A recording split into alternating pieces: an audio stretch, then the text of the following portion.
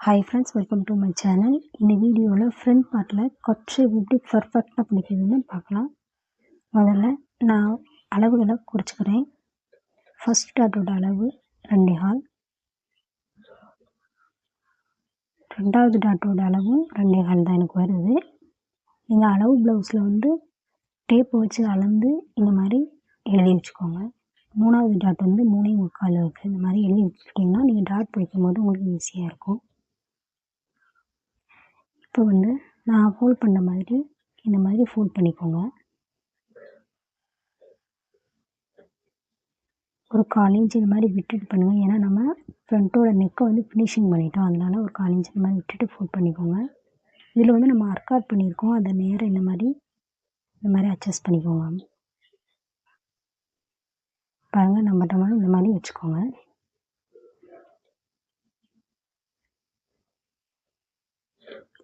மாதிரி வச்சுட்டு நீங்கள் ரஃப்பாக ஒரு தையல் போட்டுக்கோங்க. பாருங்கள், இந்த மாதிரி ரஃப்பாக ஒரு தையல் போட்டுக்கோங்க.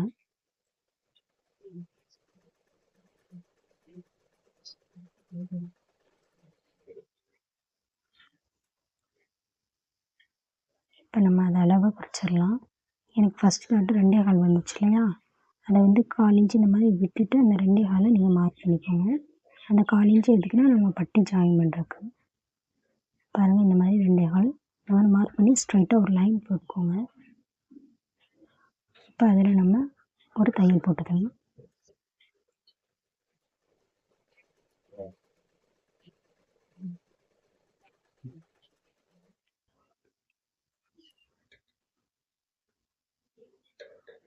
இப்போ செகண்ட் டாட் ஆல்ரெடி எல்லாத்துக்குமே நான் அர்க்காட் பண்ணி வச்சுருக்கேன். என் டீச்சிங் வீடியோவில் பார்த்தா உங்களுக்கு தெரியும். இப்போ ரெண்டாவது டாட்டும் நமக்கு 2.25 தான் வந்துச்சு. அந்த 2.25 இந்த மாதிரி மார்க் பண்ணிவிட்டு இந்த மாதிரி கோடு போட்டுக்கோங்க. மேலே 1/4 இன்ச்சு கீழே வந்து வரும்போது கூர்மையாக வரணும். இந்த மாதிரி ஒரு லைன் போட்டுட்டு நீங்கள் ஸ்டிச் பண்ணும்போது உங்களுக்கு தவறுகள் வராமல் நீட்டாக இருக்கும்.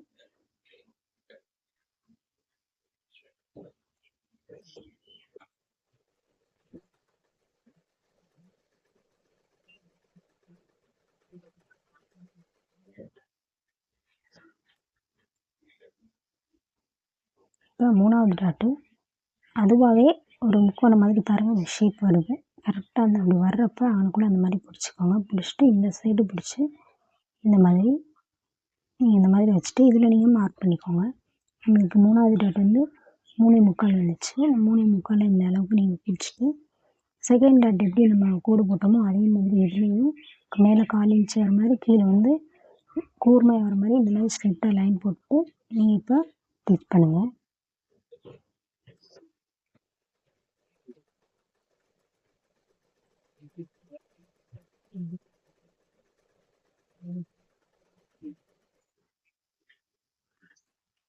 இப்படி நீங்கள் அளவுகள் எடுத்து மார்க் பண்ணி ஸ்டிச் பண்ணும்போது உங்களுக்கு கப் ஷேப் வந்து கரெக்டாக இருக்கும். பாருங்கள், ஆம்ஹோலில் ஏற்ற இறக்கம் இல்லாமல் ஸ்ட்ரைட்டாக வந்திருக்கு. இந்த மாதிரி வரணும்.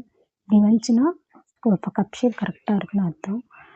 நம்ம சேனலை சப்ஸ்கிரைப் பண்ணி சப்போர்ட் பண்ணுங்கள், லைக் பண்ணுங்கள், கமெண்ட் பண்ணுங்கள், ஷேர் பண்ணுங்கள். தேங்க்ஸ் ஃபார் வாட்சிங்.